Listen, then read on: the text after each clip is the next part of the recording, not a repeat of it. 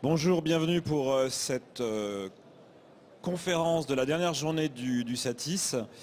Conférence qu'on a voulu sur le signe de la créativité avec un réalisateur que personnellement j'admire et que je suis depuis un certain temps. Il y a quelques années, le Satis organisait le HG Film Festival. Nicolas avait été primé lors de ce festival et il nous avait parlé d'un projet auquel il tenait beaucoup, qui est celui dont on va parler aujourd'hui, donc un court-métrage qu'on appelle Peter Pan, mais d'après en fait un auteur de bande dessinée qui est Régis Loisel. Et le monde à la fois de Régis Loisel et l'imaginaire de Nicolas Duval et tout le travail de l'équipe de création, de production et de post-production qui ont pu aider à la naissance de ce projet, on va essayer de vous le présenter aujourd'hui. Donc je vais vous présenter déjà nos intervenants. Il y en a un qui arrive... il s'est juste trompé de lieu, il pensait que c'était encore Porte de Versailles, mais il est sur le chemin. C'est José Gérel qui est le chef opérateur, qui est aussi, je pense, un des piliers de cette réalisation. Donc à mes côtés, nous avons Nicolas Duval, qui est le réalisateur, Vincent Tricot, qui est co-dirigeant de la société GraphiSuite, qui, je pense aussi, est un peu tombé sous le charme et a été passionné par le projet. Il a beaucoup aidé, notamment sur l'aspect post-production de Peter Pan, et vous pourrez voir le résultat tout à l'heure, notamment sur les effets spéciaux. Et il faut aussi une partie, malgré tout, économique. Et François Médori, donc, qui est le producteur de la société Fisheye Film, qui est aussi... permis de donner vie à ce magnifique film. Donc la manière dont ça va se dérouler, on va vous montrer des images du making-of, c'est le titre aussi de la conférence. On aura dans un premier temps l'intervention Le Monde, vous allez voir Le Monde un peu de Régis Loisel. Ensuite, une partie sur la déco, qui était assez importante parce que c'est pas un film que d'effets spéciaux, il y a aussi un vrai tournage avec de la déco. Et enfin la partie effets spéciaux. Peut-être que Nicolas, tu peux expliquer un peu la genèse de ce projet avant de montrer les premières images. Donc bonjour à tous déjà. Merci au Satis de nous accueillir et de nous avoir invités pour parler de ce projet Peter Pan. Donc c'est un pilote en fait de 15 minutes qui est basé sur l'univers de la BD Peter Pan de Régis Loisel. Donc pour la genèse en fait ça s'est passé il y a 3 ans à peu près. En fait je venais de terminer mon premier court-métrage Raging Ball qui a justement reçu 2 prix au HD Festival et j'ai enquillé directement après sur Peter Pan. Voilà José, chef opérateur de Peter Pan. Bonjour José. Bonjour, excusez-moi pour le retard, je suis à les portes de Versailles. Je suis très étourdi comme garçon, excuse-moi. Et à Batimat, ça se passe bien, il y a du monde là-bas. Ouais, beaucoup de monde. Stéphane. Donc voilà, donc en fait j'ai terminé Raging Ball il y a 3 ans et demi, 4 ans, et j'ai eu donc 2 prix. Et ensuite j'ai travaillé pour des animatiques chez Claude, et je lui ai parlé de ce projet de Peter Pan, que j'aimerais l'adapter en long métrage. Il m'a dit pourquoi pas. Je lui ai donné les BD, il les a lus, il a bien aimé. Il m'a dit pourquoi pas rencontrer Régis Loisel, et on l'a rencontré assez rapidement. En 1 mois et demi, on l'a rencontré. Et Régis, j'avais commencé un petit peu le casting en fait de la mère de Peter et de Peter. Il a été sous le charme et il m'a dit allons-y gaiement quoi. Et voilà, donc 1 an plus tard on tournait, le temps de faire tout ça. Et voilà, c'est un petit peu la genèse du truc. Donc une belle rencontre avec Régis Loisel qui se continue encore sur 3 ans, et ouais, je suis assez content de tout ça quoi. Donc voilà. On va commencer par cette partie-là, puis après on abordera la réalisation et le tournage.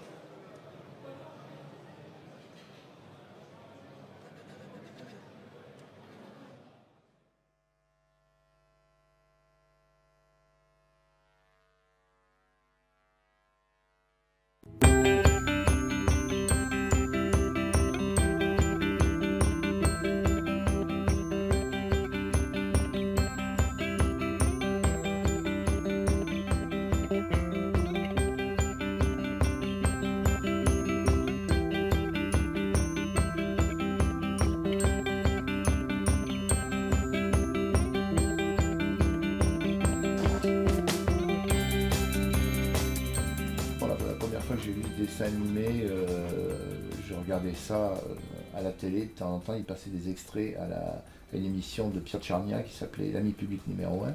J'ai toujours trouvé ça formidable et je me suis dit, tiens, j'aimerais bien savoir c'est qui ce petit personnage, parce que dans le dessin animé, on voit pas trop, quoi.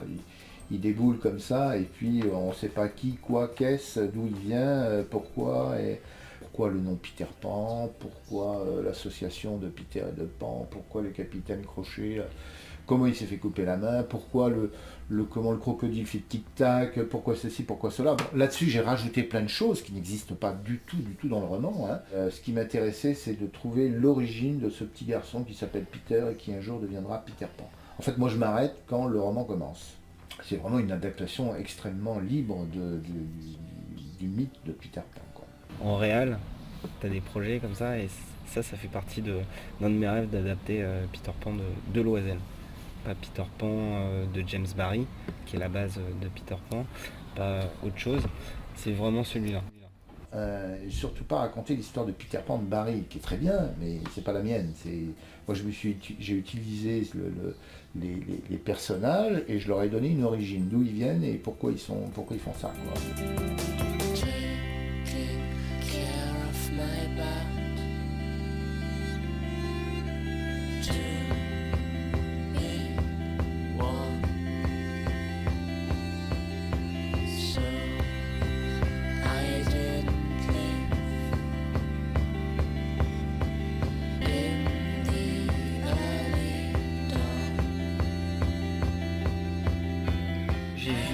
Effectivement Hook, j'ai vu toutes les versions que je connais. J'ai pas été plus loin que celle de Disney parce qu'il y en a une avant, après il y a la pièce de théâtre et voilà, mais en adaptation j'ai vu que celle de Disney, j'ai vu Hook et j'ai vu celle de Hogan.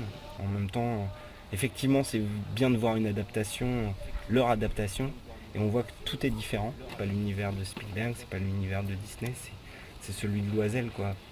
Comme c'est le thème de Peter Pan, que les gens connaissent Peter Pan à travers Disney, et surtout à travers le côté histoire pour enfants, et que la mienne n'est pas du tout faite pour les enfants. Donc effectivement, j'ai pas le même truc. Mais je sais que tous ces gens qui ont aimé ma bande dessinée, donc mon interprétation, vont vouloir y retrouver des éléments, et notamment, par exemple, je pense que la fée Clochette, il faut vraiment que la fée Clochette soit la fée Clochette. C'est-à-dire qu'il ne faut pas prendre surtout pas tomber dans le travers de dire tiens, on va faire un casting avec, je sais pas, une jeune actrice connue, même si elle ressemble pas, mais ça fait rien, elle est très connue, donc ça va faire de l'audience, parce que surtout pas. Leslie Borgin, je trouve qu'au niveau du minois, elle est formidable. Elle a un visage qui est tout à fait, au niveau des expressions, je trouve qu'elle correspond tout à fait à la fée Clochette. Il faut absolument que les gens retrouvent le physique, le caractère de ce qu'ils ont perçu dans la bande dessinée. C'est ça que je voulais vraiment garder, c'est l'esthétique, côté dur, se dire bon bah c'est pas le Peter Pan qu'on connaît, c'était celui de Loisel à la base, et adapter tout ça et ressortir tout ce que moi je fais passer par rapport aux acteurs, quoi, en plus de tout. Plus ça, aller plus dans la force de l'émotion des acteurs, des personnages, et puis enrichir par rapport à de la matière, que ce soit au niveau des costumes, du décor et tout ça, quoi.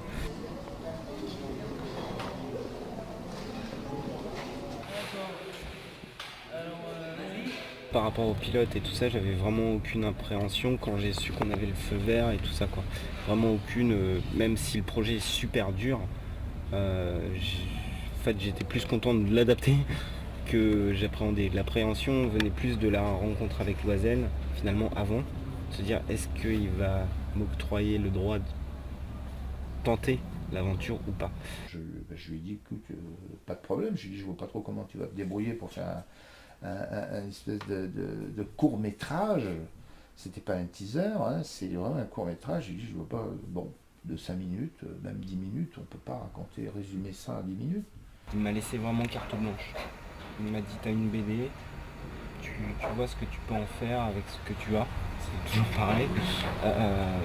Faut être ambitieux, super ambitieux, mais avec ce qu'on a. Et une adaptation, c'est essayer de retrouver ce qui t'a touché dans ce que tu as lu, dans ce que tu as vu, et puis de reconstituer, de redonner ça à un public. Et le public, si le public il a vu aussi le roman d'origine, il a des attentes. Donc c'est pas du tout évident. Parce que t'es quand même, comme on dit, borderline. C'est-à-dire que ça peut faire très kitsch, comme ça peut être super réussi. Tu vois, t'es à la limite du truc, quoi, avec des costumes comme ça, avec le peu de moyens qu'on a. Ouais. J'ai une tendance à avoir une narration très narrative, très cinématographique. Et je ne dis pas qu'il ne faut pas la faire, je dis que par moment il ne faut pas coller à ça. On peut être tenté d'être collé à ça. J'ai envie de raconter ce qu'il n'y a pas dans les cases, justement, c'est le but du pilote. Le pilote, je me suis juste basé en fait sur une phrase que dit Pan à la fin du tome 1, c'est j'ai envoyé une petite fée aller chercher notre sauveur. Après j'ai commencé à voir les images retraitées, les incrustations de trucs sur fond bleu. Tu dis ah ouais, ça commence à prendre de la gueule, quoi.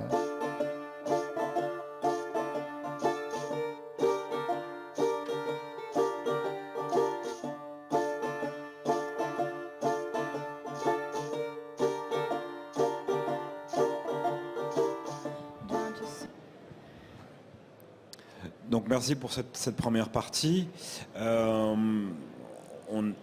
C'est intéressant d'avoir justement le retour de l'auteur par rapport aux images. Si on parle images, José, quel a été pour toi justement le défi? Tu avais vu la bande dessinée aussi. Comment est-ce que ça a été une source d'inspiration ou de détachement par rapport à ce que tu devais faire au niveau du travail sur la photographie? Il faut que je me rappelle, c'était il y a plus d'1 an et demi, il faut que la mémoire retravaille un petit peu. Bon, j'ai essayé de faire comme d'habitude sérieusement mon travail, où donc il y a eu un travail de préparation avec Nicolas, je suis allé acheter les 2 tomes à la FNAC, voilà, pour travailler correctement, et j'ai oublié ta question. Est-ce que tu t'en es inspiré ou tu t'en es détaché par rapport à la bande dessinée? Quel était l'univers, je dirais, de l'image de la bande dessinée? Est-ce que c'était un défi d'y être le plus proche, ou au contraire d'avoir ton propre regard avec celui du réalisateur? Il y a peut-être 3 choses différentes. Donc j'ai lu les 2 tomes qui nous intéressaient pour le film de Nicolas. Donc l'univers de ces 2 tomes m'intéressait au niveau pictogramme, mais on était peut-être, Nicolas n'avait peut-être pas l'envie, et Loisel le dit peut-être un petit peu, mais de coller complètement à l'histoire, comment ça s'appelle, à la BD. Merci. Et moi, ce qui m'a avant tout passionné, c'est en dehors de la BD, c'est parce quand on est directeur de la photo, on a besoin d'être nourri. On est très demandeur de réalisateurs qui ont un pur univers. Et c'est le cas de ce jeune homme avec lequel j'avais fait un court-métrage 1 an ou 2 ans auparavant. Donc ça, c'est très nourrissant. Donc ce projet-là l'était, l'univers de Nicolas. Et pour moi, qui aime des images à caractère, en essayant sans prétention d'y mettre un petit peu d'audace, en cela, le projet devenait passionnant, quoi. J'ai répondu ou je me suis totalement écarté de la réponse? Non, mais ça va venir. Oui, j'ai couru, donc faut que je suis vieux, moi, faut que le corps se détende un peu, quoi. Reprends ton souffle. Excusez-moi. Je vais passer la parole au producteur, alors aussi sur quels étaient les gros enjeux. On va aborder la partie tournage dans le prochain épisode. Ça reste, j'imagine, comme un petit budget. Il y a beaucoup d'énergie, mais un petit budget. Et pour un producteur, comment on supporte ce type de projet? Alors, tout d'abord, bonjour. C'est pas un petit budget, c'est un énorme budget. D'accord. C'est un énorme budget pour un court-métrage. C'est une équipe énorme aussi pour le tournage.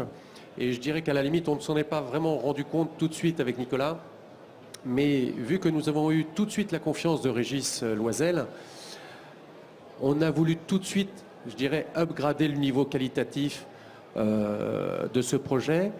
Et pour l'upgrader, il a fallu travailler très en amont. Vous allez voir avec des images, vous en avez déjà vu sur le making-of, il y a énormément de plans intégrés sur fond bleu, ouvert, il y avait les 2. Ce qui demande une préparation technique, et José était là Je vais peut-être répondre à la question aussi. Mais il y a eu un très très gros travail de préparation technique afin d'avoir une qualité d'image finale superbe. Grâce au travail d'un certain nombre de personnes par la suite en effets spéciaux, en post-production et en 3D. Mais ça a été vraiment énorme. En amont, bien évidemment, Nicolas me fait lire ce projet. J'adhère bien évidemment à l'idée.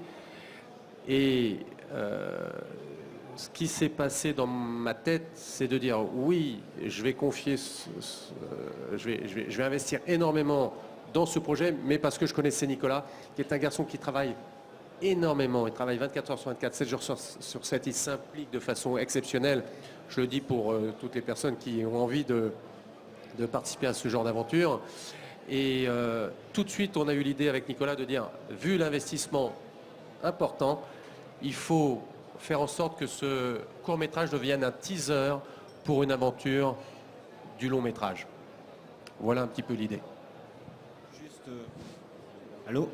Oui. Juste, c'est vrai que je reviens aussi là-dessus. C'est vrai que Claude a été un point important pour ce pilote, parce qu'un pilote n'a pas vraiment d'aide au niveau CNC, au niveau des régions. Donc on n'avait aucune aide étatique ou cinématographique. Donc c'est vrai que Claude, je le remercie justement de ça, c'est qu'il a permis, il a financé de lui-même ce projet. Donc ça, c'est chapeau.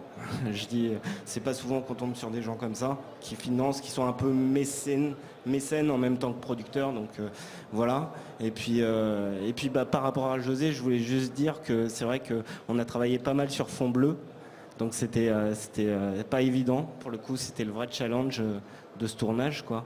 Fallait tout se créer dans la tête et tout ça. Donc c'était pas évident, quoi. Oui, le fond bleu, ça peut devenir très ennuyeux. C'est même carrément ennuyeux. Donc il y a vraiment en amont un vrai travail de préparation. Il faut se mettre dans la tête du réalisateur. Il faut se projeter un petit peu les images. Repartir aussi de la BD comme je disais tout à l'heure, et puis essayer de construire l'univers de Peter autour de tout ça. Donc c'est pas évident, mais là on avait la chance quand même d'avoir des éléments de décor. Il y a Bruno Vitti, le chef déco, qui a fait un très beau travail, et on avait la chance d'avoir quand même de la matière sur le décor, sur le plateau, et d'avoir, il y avait quoi? Il y avait le bateau, il y avait le ponton, il y avait la maison de la maman, c'est ça?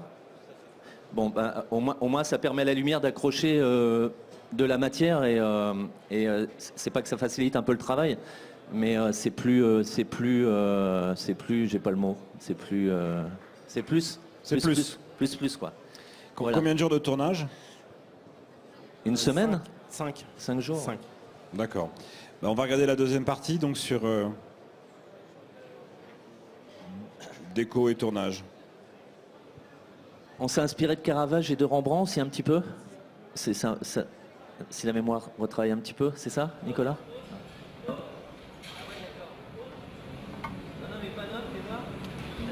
Pas notre franchement à gauche, que tu vois. Pas notre franchement.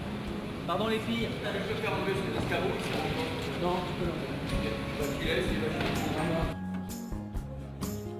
je suis arrivé avec mon dossier, j'ai dit je veux faire Peter Pan, il m'a dit j'adore la BD, ok, rock'n'roll, je te suis. On s'est tout de suite bien entendu en fait, parce qu'on n'a pas parlé tous les deux. C'est-à-dire qu'il me balance une idée, c'est bon, c'est compris. Donc quand il m'a parlé de Peter Pan, je savais déjà de quoi on parlait, Peter Pan de Loisel, parce que j'avais déjà lu, j'ai pas eu à rentrer dans le projet.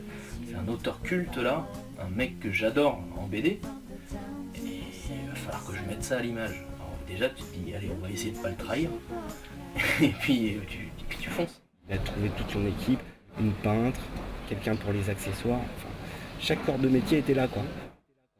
Moi j'étais très axé justement design Loisel.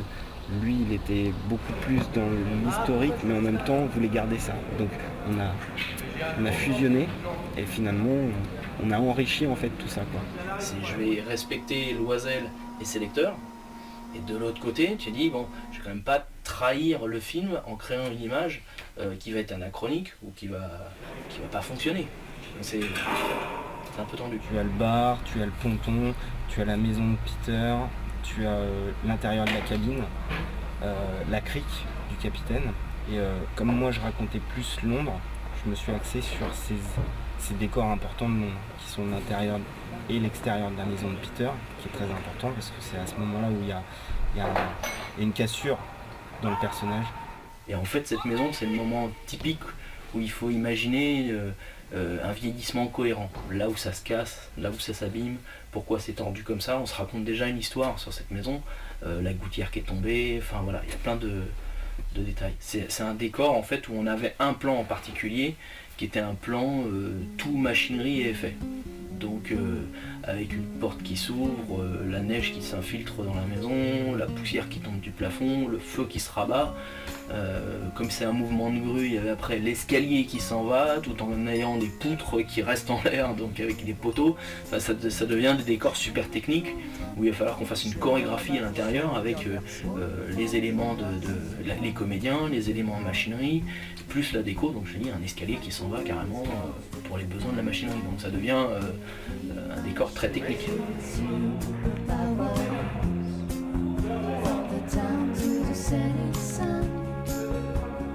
Looking at the shape of clouds, making sure the world keeps spinning, making sure that you are right.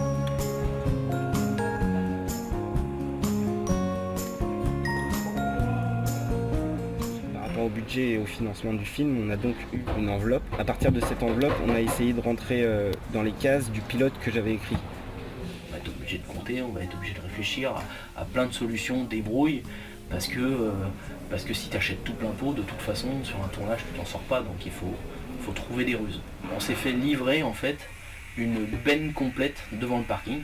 On s'est fait livrer une benne complète de bois d'un chantier de démolition. Et puis en cours de récupération, on a 2 gars qui arrivent et qui nous disent on est embêtés, on voit que vous avez un tas là, de saleté qui part à la déchetterie, ça vous dérange si on jette... On a du plancher dans notre camion et on voudrait jeter le plancher là. Alors avec Greg, on se regarde, on sait qu'on a notre plancher qui va arriver quoi. Donc le gars on lui a fait bon allez vas-y fais vite.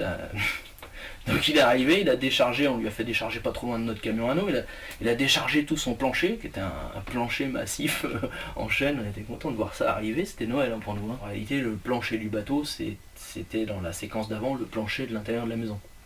Donc en gros ça veut dire on tourne l'intérieur de la maison et dans la nuit on démonte le plancher de la maison et on va le poser sur le bateau et on fait un raccord peinture de l'ensemble pour que tout se tienne aussi. Donc juste mis une patine dessus, ouais, du vernis et tout ça, et d'un seul coup on avait 2 univers différents avec le même bois quoi. Donc ça c'est mortel.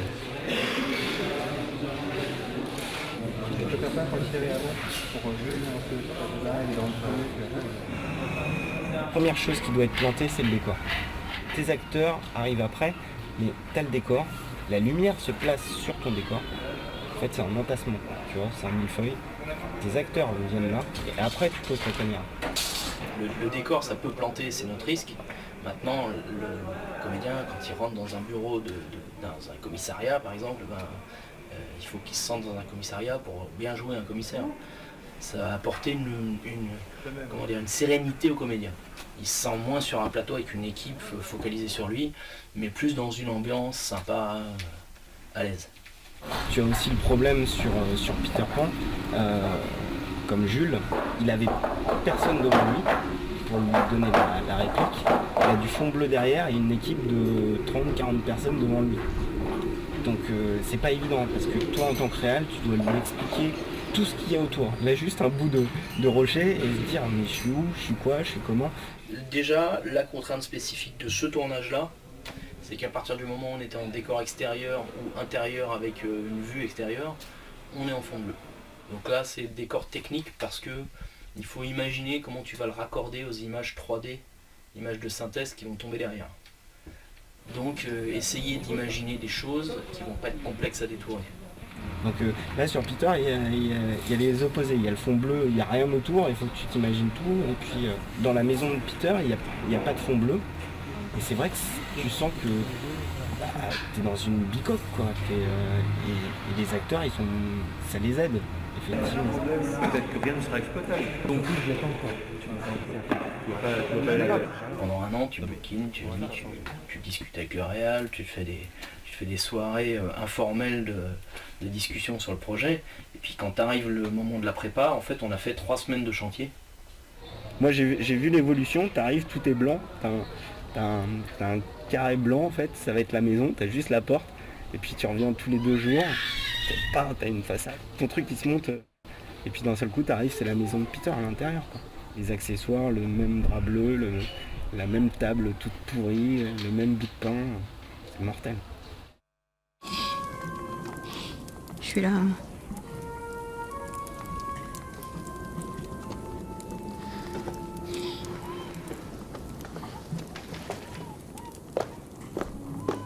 Non, gamin, on met ça, mon ange. Il fait froid. Ta petite maman, elle aimerait tellement se réchauffer. Tu l'aimes bien, ta maman, hein? Eh ben, regarde, mon fils, elle est vide. Alors, sans vouloir te commander, tout en t'amusant, tu pourrais peut-être en rapporter une petite bouteille à ta maman chérie. Discute pas, hein? Discute pas, que je te dis! Va!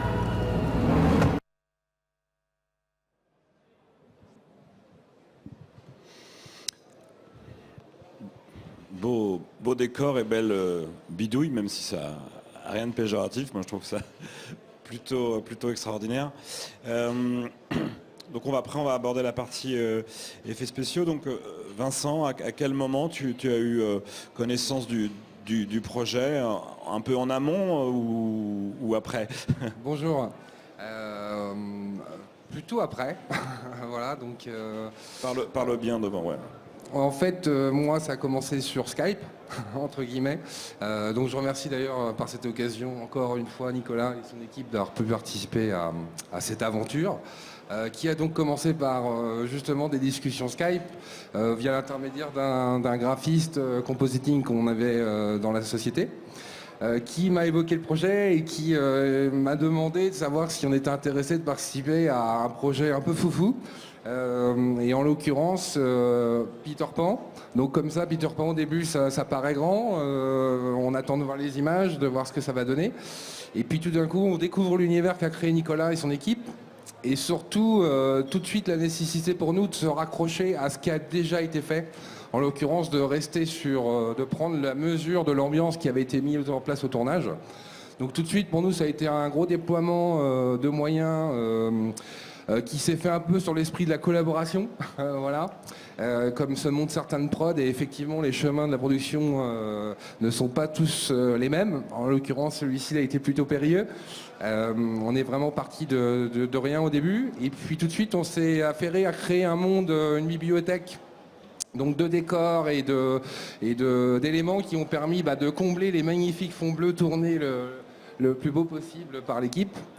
Et tout de suite, on a essayé de retravailler sur les scènes principales qui étaient des scènes assez difficiles avec beaucoup d'éléments de forêt, de végétation.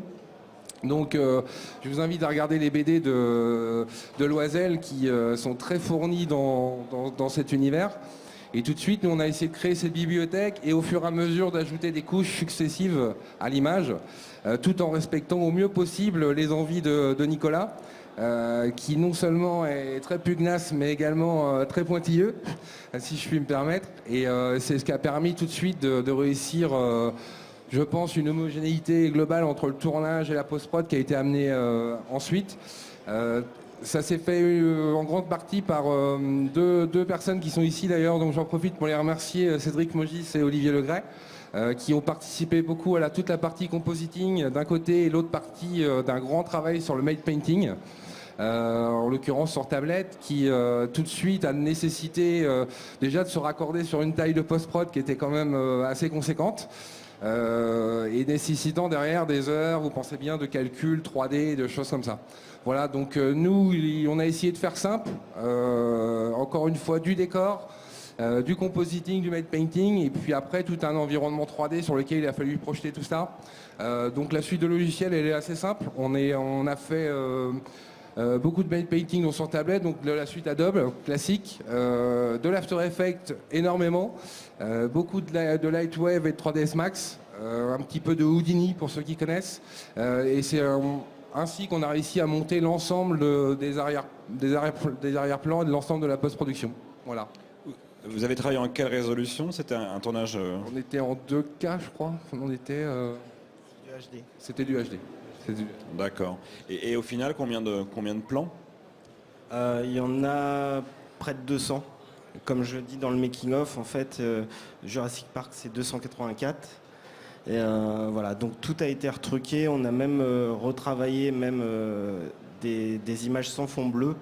On a poussé justement pour avoir une unité finalement esthétique qui se rapproche un petit peu, un côté. En fait, je voulais un côté surréaliste, comme finalement les matte painting étaient très surréalistes. Finalement, il fallait raccorder à tout ça.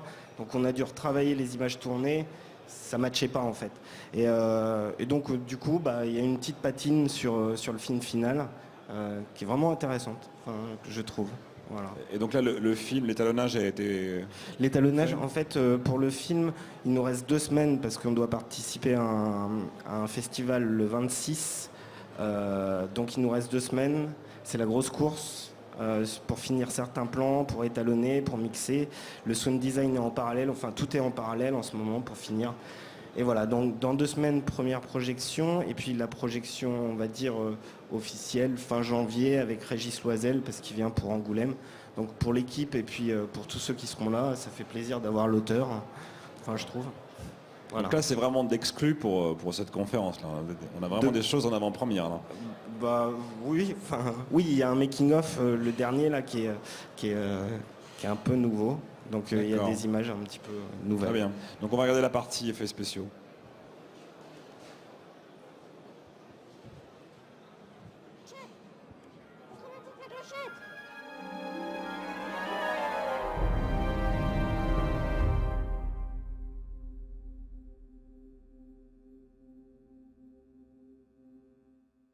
Ce qui m'attire dans l'histoire, ce qui m'a attiré, je connaissais beaucoup Loisel parce que je dessinais en fait.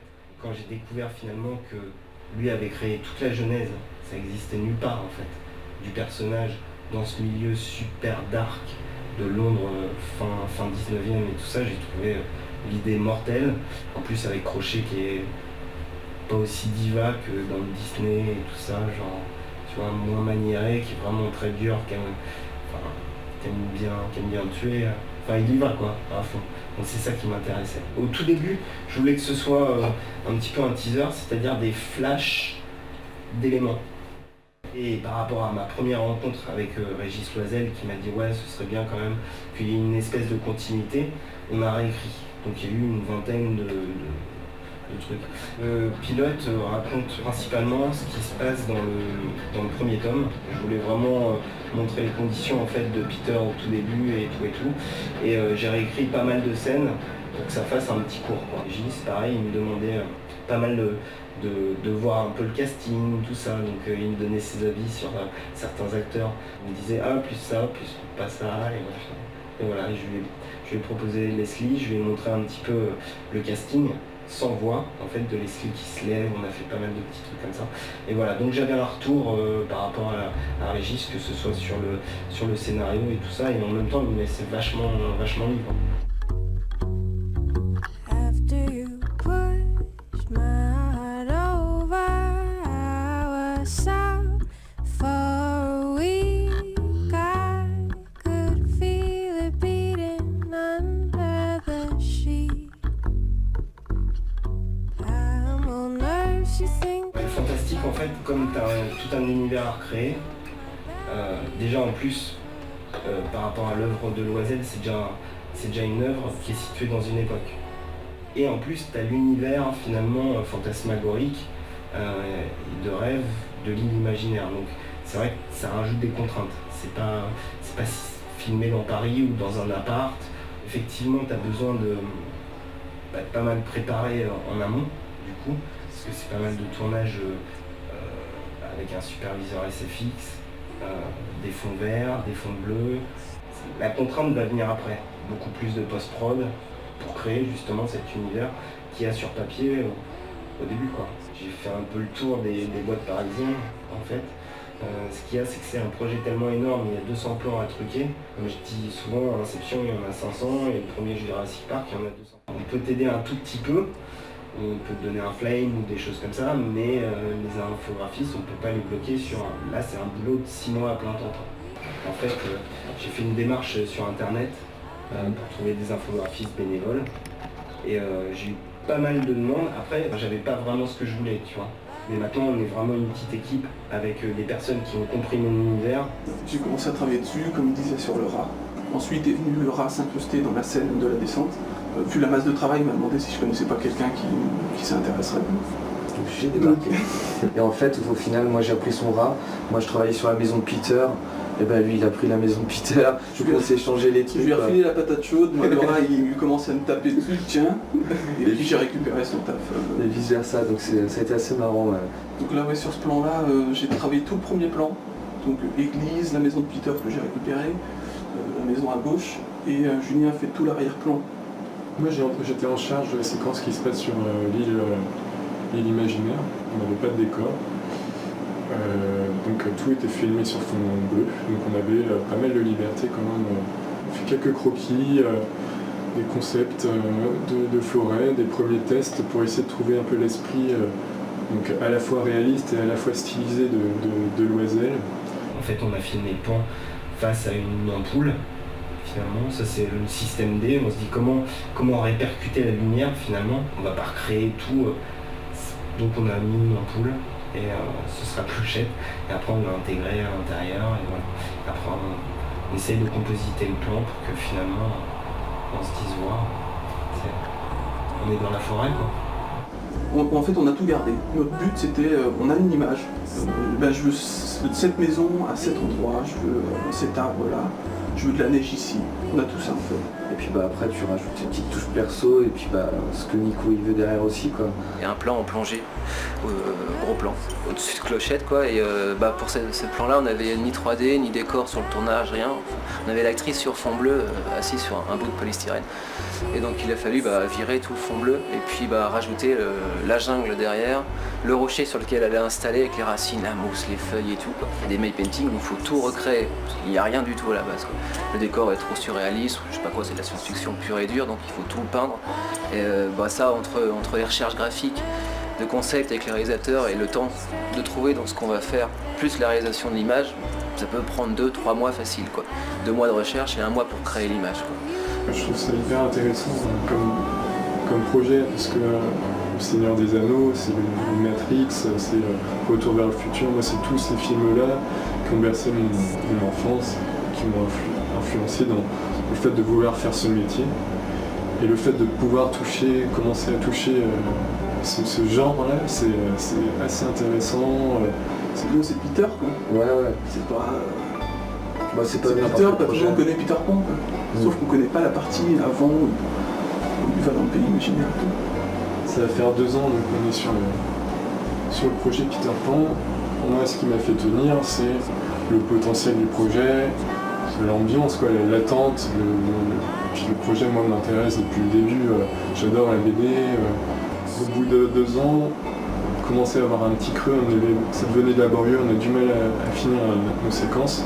Et c'est à ce moment-là, Nico, il a pris le parti de venir avec nous donc à Rennes.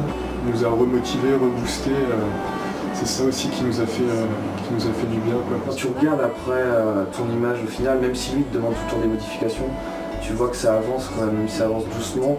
Tu te dis ouais, c'est quand même de plus en plus beau, j'ai jamais fait ça avant.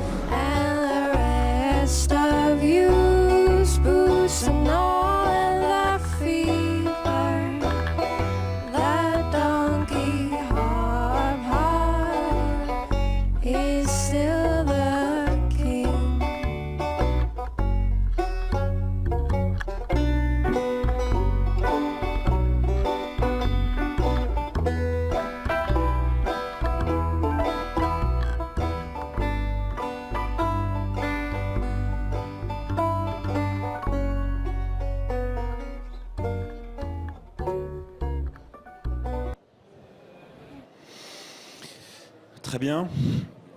Beau travail. On a envie de voir le film fini maintenant. Mais donc, tu peux nous dire quelle va être la suite donc, des événements, donc projection pour le Festival d'Angoulême et après, comment on pourra le Pas voir. projection au Festival d'Angoulême. On fait une projection sur Paris en fait fin janvier à voir avec Claude. Et parce que Régis revient tous les ans en fait pour Angoulême, donc il sera là et ça me fait plaisir qu'il voit le film sur grand écran. Pour la suite des choses, Claude, toi-même, tu sais. Hein. Alors, comme je vous disais, c'est un projet ambitieux et les making-of là le montrent de façon tout à fait profonde. Hein. On voit quand même qu'il y a énormément de gens qui ont travaillé en amont, pendant le tournage, et bien évidemment tous les effets spéciaux, toute la post-production, et là où il vous remercie. Et là, Nicolas a eu cette intelligence de faire appel à des graphistes en réseau. Et ça, c'est assez magique, cette façon de travailler de la part d'un jeune réalisateur. Et il a eu un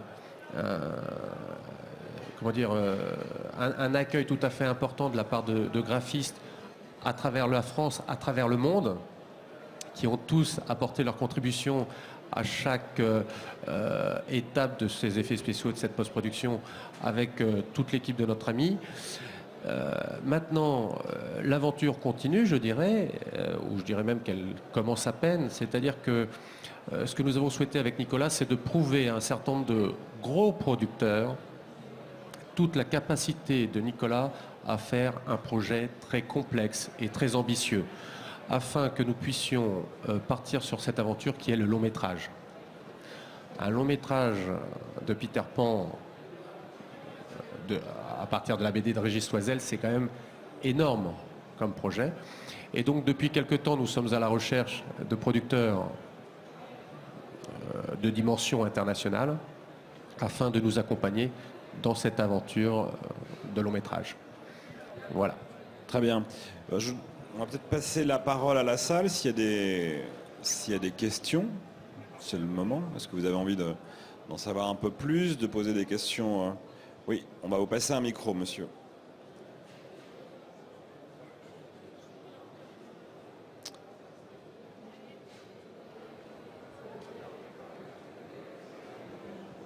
Oui, ça concerne juste le budget. Vous en avez beaucoup parlé, mais sans en donner le montant. Quel est le montant de ce budget? Moi, le micro va remarcher pour le montant. Non, le budget global est de 100 000 €. Je crois que les images le montrent. Il y a eu énormément d'investissements en amont et pendant le tournage. Et nous n'avions pas anticipé tout le travail par la suite d'effets spéciaux et de post-production. Et c'est là où je dirais que le budget était très important tout le long de la production. Mais ensuite, pour les effets spéciaux et la post-production, là, Nicolas a eu cette idée vraiment de génie, qui est de faire appel au réseau afin de limiter, parce qu'on n'avait plus de budget. Voilà. Et c'est là où est intervenu notre ami aussi par la suite. Donc donner un prix sur ce genre de création qui a pris 2 ans à beaucoup de personnes, chez nous comme sur Internet, c'est difficile de l'estimer, c'est beaucoup de couches additionnées. Ça dépend des prix de revient des boîtes et des choses comme ça, mais c'est difficile. C'est évidemment beaucoup plus que le tournage, ça représente beaucoup plus que le tournage. Ce serait de l'ordre, s'il y a vraiment à donner une idée, peut-être 300 000 à 400 000 € peut-être derrière, voire un peu plus. Je ne peux pas me rendre compte, puisque je ne me rends compte que de ma partie à nous, et sachant que Nicolas, justement, comme le précisait mon ami, a vraiment ligué beaucoup de monde sur Internet, et c'est vraiment une bonne façon de travailler, un peu dans le type mycoprod.com, c'est vraiment de profiter d'un esprit collaboratif qui permet d'aboutir à un film tel que celui-ci, quoi. Voilà. Merci. D'autres questions?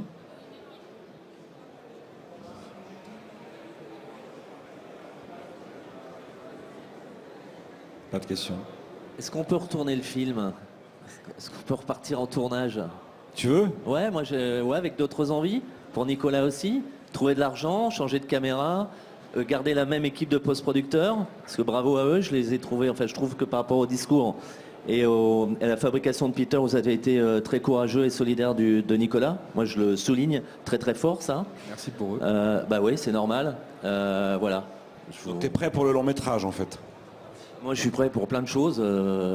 Oui, bien sûr, avec plaisir. Oui, non, la fidélité est importante dans ce métier. Puis je vous disais tout à l'heure qu'on a besoin d'être nourri à la photo par des réalisateurs qui ont un pur univers. Et en cela, j'aime ce jeune homme qui ne lâche rien, qui est d'une... c'est pas très original ce que je vais dire, mais qui est d'une une exigence absolue. Et voilà, donc pour la photo, c'est important. Mais moi, je suis en attente, comme beaucoup de gens, de voir le film. J'en ai un petit peu marre. Je veux le voir.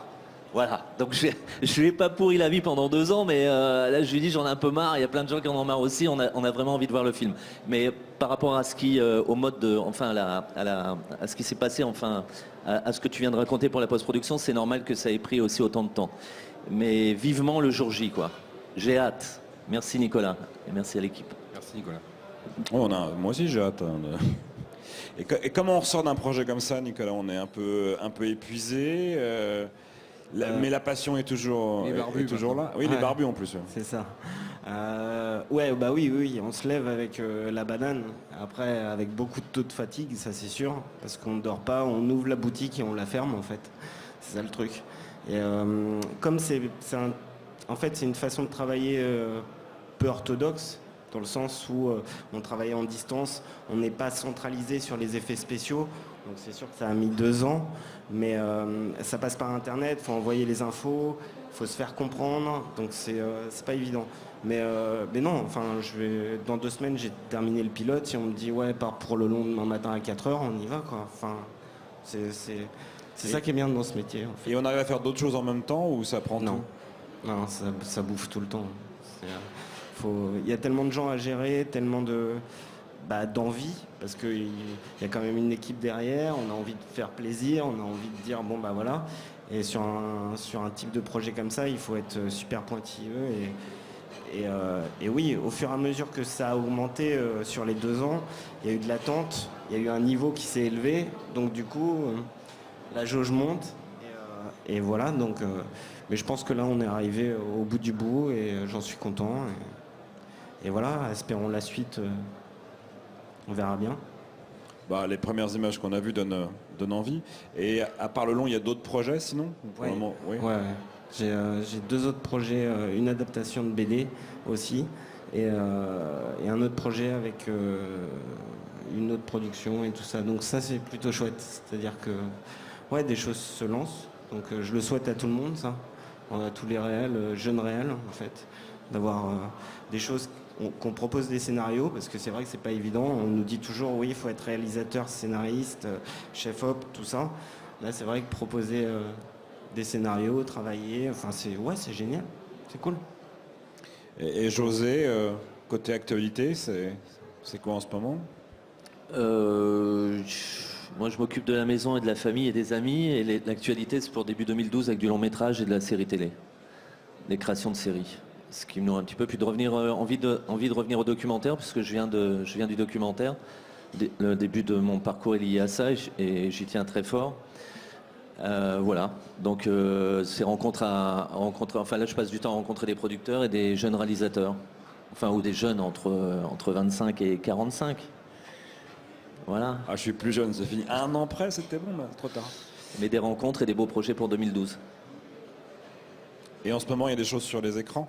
Oui, oui, il y a une actualité, c'est vrai. Oui, une mini-série pour TF1 qui s'appelle Flic, initiée par Olivier Marchal. La première saison avait été réalisée par Nicolas Cuche. Celle-ci vient d'être réalisée par Thierry Petit. Il y a une projection à TF1 lundi dernier et ce sera en diffusion donc sur TF1 les jeudis. Je fais un peu de pub, hein, c'est ce que tu me demandais là. Bah oui, les 17 et 24 novembre à 20h50. Ne loupez pas, même si vous détestez TF1, ce soir-là faites une exception. C'est de la très très très belle télé. C'est une très belle série. C'est anti-ligne éditoriale de TF1. C'est du beau polar très noir avec une belle bande de comédiens, un bon scénario, une bonne réalisation. Et puis pour la photo, on verra, enfin vous jugerez. Mais non, j'y tiens, c'est une très belle série, c'est de la très belle télé. Même si je suis très attaché à des séries anglaises ou américaines comme Spartacus, Game of Thrones, Wire et autres. Je suis persuadé qu'on a des gens de talent dans notre pays, pratiquement les meilleurs techniciens au monde, et qu'on est capable de faire de très très belles choses, entre autres du long métrage, mais aussi de la très très belle télé. Voilà. Je dénonce un petit peu que mon fils soit en streaming sur Internet pour regarder des séries étrangères. Sa télé est fermée. Mais je suis persuadé une fois de plus qu'on peut faire de la très très belle télé en France. Il faut juste que un ensemble de gens soient réunis. Voilà, à partir d'une belle histoire, qu'un producteur réunisse un bon réalisateur, un bon chef-op, un bon chef déco, parce que moi c'est une pierre triangulaire que je défends. C'est important pour créer l'artistique, pour le mettre en place. Donc ce triangle réal, chef-op, chef déco, une belle histoire certes, et puis qu'un producteur fasse son boulot aussi. Voilà, parce que les chaînes ne sont pas si ennuyeuses que ça. Elles sont en demande, elles demandent qu'à faire confiance. Et c'est à nous tous de les mettre en confiance aussi. Et puis de la communication. Et le monde se portera mieux. Merci. François Méderi, d'autres... De la confiance, de la confiance. D'autres projets. Claude, pardon. Alors, oui, en fait, moi, je suis plutôt producteur de films publicitaires à la base. Et depuis 10 ans, je travaille énormément sur le marché japonais. Donc, j'ai beaucoup de films sur le Japon. Et je viens de lancer, il y a un mois, une chaîne de télévision en Chine sur l'art de vivre à la française et sur la culture française, et en particulier le cinéma français. Ça, c'est sur la Chine. La même chose sur le Japon, à peu près dans 2 mois. En ce qui concerne le long métrage, nous avons un projet avec un garçon qui s'appelle Gilles Porte, qui est chef opérateur à la base. Gilles Porte qui a réalisé un film qui s'appelle Quand la mer monte avec Yolande Moreau il y a 3-4 ans. Il avait eu 2 Césars. Et nous avons donc ce projet de long métrage sur la guerre d'Indochine. Aujourd'hui, nous sommes en discussion, par exemple, sur ce projet avec Jean Bréa, qui avait produit Indigène. Voilà. Sujet tabou. Hier, on accueillait Mathieu Kassovitz pour l'ordre et la morale, aussi, qui est aussi un sujet assez intéressant. Et Vincent Tricot? Moi, je travaille à la co-réalisation d'un film documentaire d'extrême sur la chute libre. Donc, rien à voir. Donc là, dans un environnement totalement immatériel qu'est le ciel, avec des nouveaux effets visuels, avec des souffleries sur fond d'incrustation, des choses comme ça. Donc ça va être un 12 minutes qui devrait sortir d'ici 5-6 mois, désormais. Voilà. Et financé par nos amis du Moyen-Orient. Voilà. Ok. Bah, écoutez, merci à vous pour votre intervention. On peut les applaudir. Merci infiniment. Et si vous avez d'autres questions, vous pouvez les poser directement à nos intervenants. Merci et bonne journée.